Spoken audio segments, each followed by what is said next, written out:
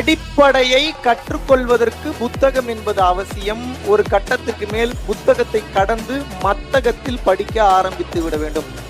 வேதாந்தம் என்பது படித்து தெளிவது, சித்தாந்தம் என்பது சுயமாக தெளிவது, சுய சிந்தனை.